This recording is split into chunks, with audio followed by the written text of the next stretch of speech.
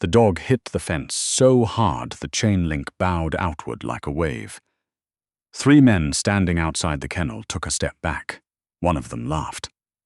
Not because anything was funny, but because laughing was easier than admitting what they were all thinking, that there was no way to bring that animal back.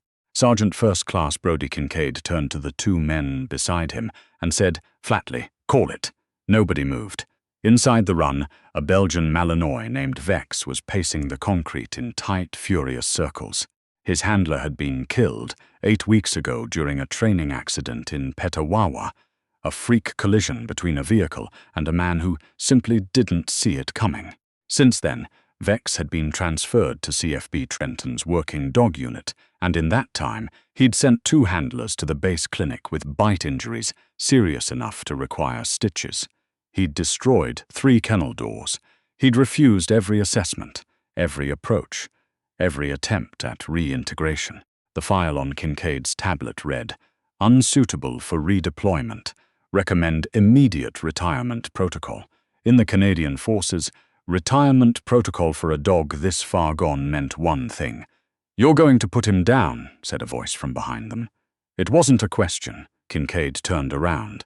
Standing at the entrance to the kennel facility, holding a canvas bag over one shoulder and a thermos of coffee in her other hand, was a young woman in civilian clothes. Dark cargo pants, worn work boots, a fleece jacket with a small logo on the chest that nobody could quite read from this distance.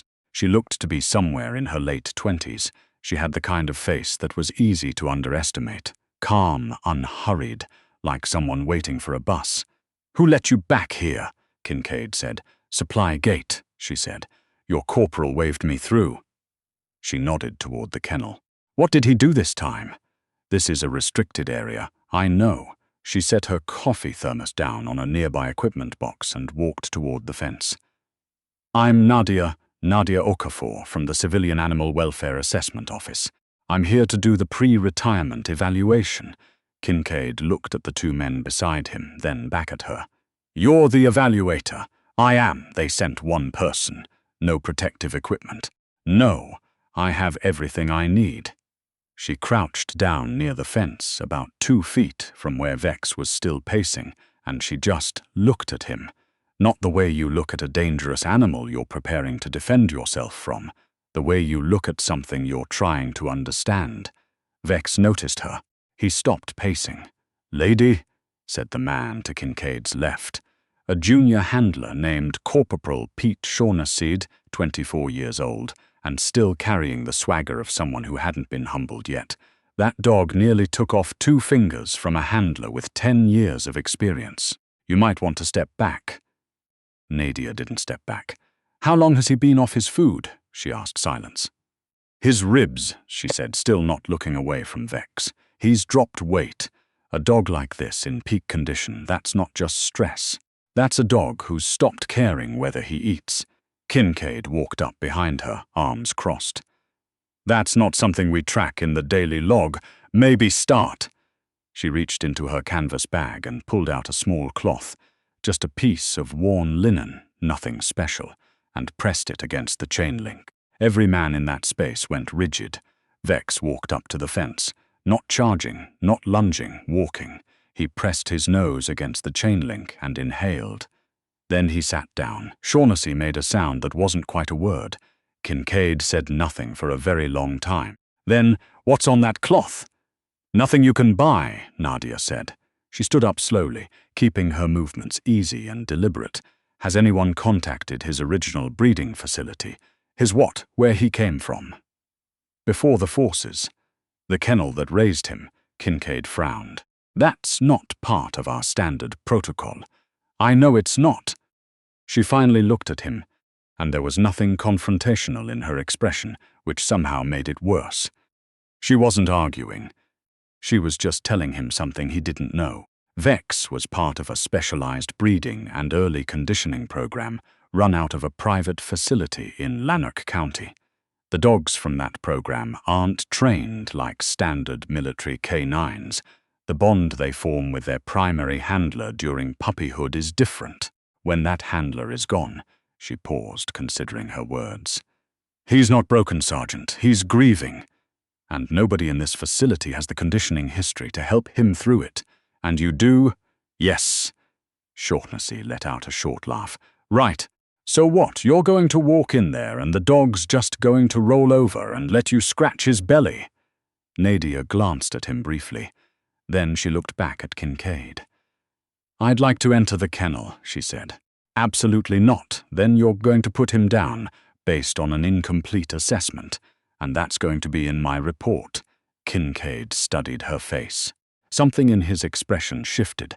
Not agreement, not respect, but the particular discomfort of a man who suddenly wasn't sure he was the most informed person in the room. You have any idea, he said quietly, what that animal does to people who enter without authorization? I have a very good idea, she said. That's why I'm the one standing here and not anyone else. The silence that followed was the kind that had weight to it. Kincaid's jaw was tight. Shaughnessy was looking at his boots.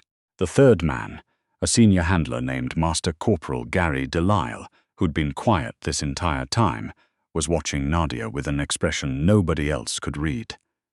If you go in there, Kincaid said finally, and that dog sends you to the hospital, this facility is not liable. You sign a waiver. You understand that? I brought my own, she said, and reached into her bag. The waiver took 4 minutes to process. In that time, Nadia finished her coffee, refilled Vex's water bowl through the fence access port, and spent the remaining minutes just sitting on the ground near the kennel door. Not doing anything, not talking, not trying. Just existing in proximity to the dog. Vex watched her the entire time.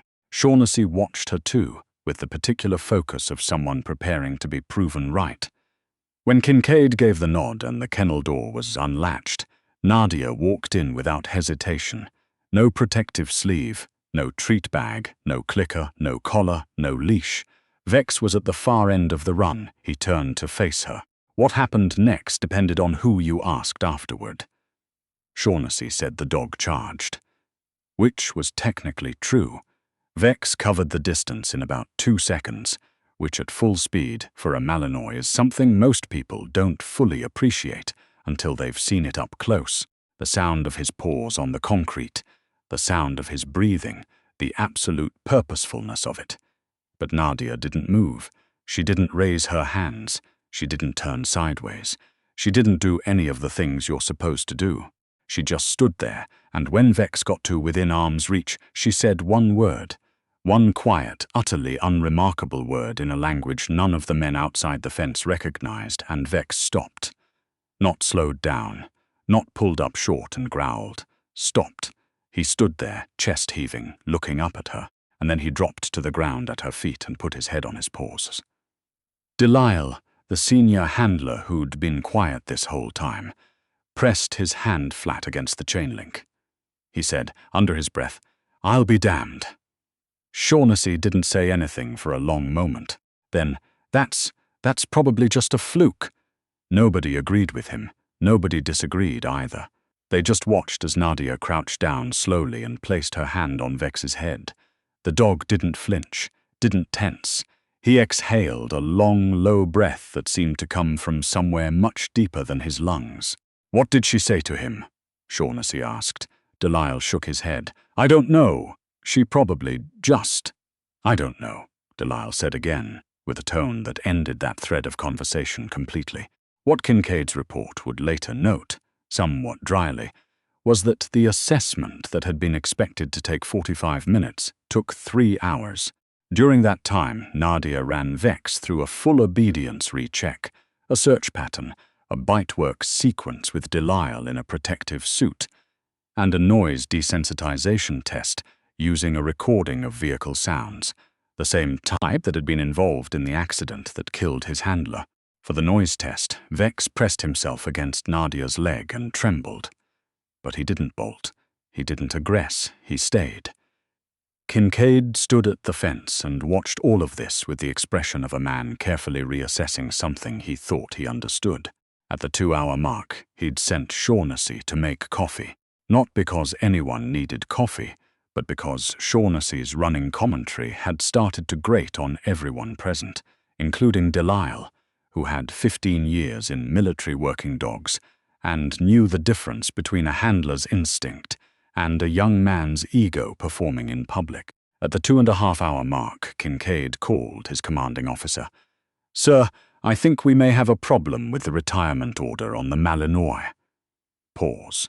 "Not that kind of problem, sir. The evaluation. There's a civilian evaluator here from the welfare office. She's—" Another pause. "Sir, the dog is responding. Fully. I mean full pattern completion, bite work clearance, noise protocol. In 3 hours, from a dog we were ready to euthanize this morning." He didn't mention the part where Vex had been listed as unsuitable by 3 separate handlers over 8 weeks. He didn't mention that Shaughnessy had told the civilian evaluator, to her face, that she probably shouldn't be here. He didn't mention that he himself had implied much the same thing with slightly more diplomatic phrasing. He just said, "We may need to revisit the file." The part that none of the official reports captured, because official reports don't tend to capture this kind of thing, was what happened when Nadia finally came out of the kennel at the end of the 3 hours. She was quiet. Not the quiet of someone deflating after a difficult performance. Just genuinely quiet, the way people are when something has cost them something real and they're not ready to talk about it yet.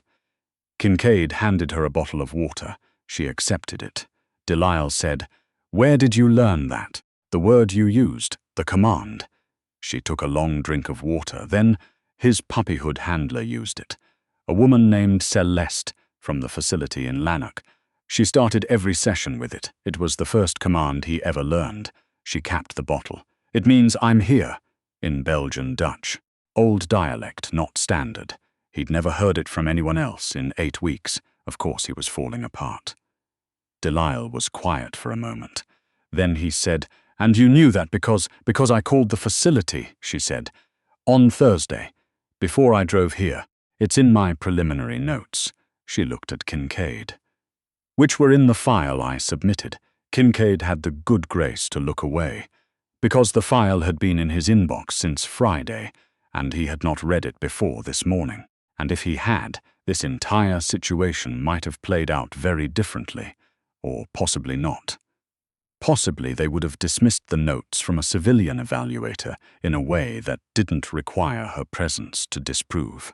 "There should be a chain of information protocol," Nadia said, and her voice was still even, still without any particular edge. "When a handler dies in service, the canine's conditioning history goes with them. That's a gap. If Vex's file had included Celeste's contact information from the beginning, if there was a standard procedure for contacting the original breeding facility, none of this would have needed to happen." She picked up her canvas bag. "I'll include that in my report as well." Nobody argued with her, which for a room containing 2 men who had spent the entire morning not taking her seriously was its own kind of statement. 3 days later, Kincaid got a call from the Welfare Assessment Office. The woman who ran the office, a retired major named Claire Beausoleil, who had the kind of voice that made colonels sit up straighter, informed him that Nadia Okafor had submitted her report, that Vex had been cleared for service continuation, pending a structured handler repairing process, and that the report had also included a 6-page recommendation for systemic change to military working dog information protocols that had been forwarded to the Canadian Forces Animal Care Unit in Ottawa. Kincaid asked, somewhat carefully, who exactly Nadia Okafor was. There was a brief pause. "She's one of our senior assessors," Beausoleil said. "She's been doing this work for 6 years. Before that, she spent 4 years with the Lanark facility as a conditioning specialist." Kincaid said, "The breeding facility? The one that raised Vex?" "She was there the year he was born," Beausoleil said. "She was one of the people who trained him." Kincaid held the phone for a moment without speaking. "Sergeant," Beausoleil said, "is there anything else?" "No, ma'am," he said. "That'll be all." He set the phone down and looked at the kennel facility through the window of his office. Across the compound in the main run, Vex was lying in a patch of afternoon sun. Just lying there, calm, the way dogs look when they've finally decided that where they are is safe. Shaughnessy knocked on the doorframe. "Hey, did you hear? They're keeping the dog." "Yes," Kincaid said. "I heard." "Huh." Shaughnessy leaned against the doorframe, processing this. She must have gotten lucky, right? Like, timing-wise, dog was probably just starting to come around on his own. Kincaid looked at him for a long moment. "Go update the morning logs," he said. Shaughnessy went. What happened over the next several weeks was less dramatic than what had happened in the kennel, but in some ways more significant. Nadia came back to Trenton twice more, working with Vex and the base's animal care team to document a repairing protocol, a structured process that other handlers at other facilities could actually use. Not just for dogs from the Lanark program, but for any working dog who'd experienced handler loss. A framework, a set of steps. Something that hadn't existed before, because nobody had needed it badly enough to build it, which is usually how these things go. Delisle was present for both visits. He asked a lot of questions. Nadia answered all of them without making him feel foolish for asking, which was something he noted privately and appreciated professionally. At the end of the second visit, when they were packing up the assessment kit and Vex was being settled back into his kennel for the evening, Delisle said, "The command, I'm here. Does it still work, every time?" Nadia thought about that for a moment. "It's not a trick," she said. "It's not like a magic word where the dog just switches off." She watched Vex settle onto his mat, circle twice, lie down. "It works because of what it represents to him. 8 weeks ago he was surrounded by people who were trying to manage him, force him, make him comply." She latched the kennel door. He'd never heard from anyone who knew him, not since Corporal. She paused. "Not since his handler." Delisle nodded. "The word matters because of what came before it," she said. "All of it. Every session, every morning, every time Celeste walked into that kennel in Lanark when he was 12 weeks old and used that word first, before anything else." She pulled on her jacket. "You can't shortcut that. You can't manufacture it. And you definitely can't force it." She picked up her bag and looked at him. "That's the thing nobody in this facility understood," she said. "Not Kincaid. Not your corporal. That dog wasn't failing, he was waiting. He'd learned, been taught, from the very beginning, that the person who uses that word is trustworthy, and for 8 weeks, nobody trustworthy showed up." She adjusted the strap of her bag. "He was holding out. That's not a broken dog, that's a very well-trained one." Delisle was quiet for a moment. Then he said, "That's going to change how I think about a few things." "Good," she said, and there wasn't any pride in it. Just the particular satisfaction of someone who has said a true thing to someone who was actually listening. The last thing worth recording happened about a month after that. Kincaid submitted a formal request, not required, not part of any protocol, asking that Nadia Okafor be designated as the primary welfare consultant for CFB Trenton's working dog unit for a period of 1 year. The request, cited in the dry language of military administration, demonstrated specialized competency in the assessment and recovery of high-value working animals with handler loss trauma histories, which was one way to put it. Vex, by that point, had been paired with a new handler, a young woman from Petawawa named Corporal Diane Foy, who had specifically requested a Malinois placement and who had, at Nadia's recommendation, spent 2 weeks at the Lanark facility before her first session with him, learning the conditioning history, meeting Celeste, learning the word. The first time Diane used it, Vex looked up at her, really looked the way dogs do when they're processing something that matters, and then walked over and pressed his head against her knee. Not because the word was magic, because the word meant she'd done the work. She'd cared enough to find out what he needed before she walked through the gate. That distinction between someone who shows up with confidence and someone who shows up with knowledge is the whole story, really. Every bit of what happened in that kennel in Trenton, and every bit of what came after it, was about that single distinction. Vex knew the difference from the moment Nadia crouched down at the fence. Every human in that facility took considerably longer to figure it out. Some of them are still working on it.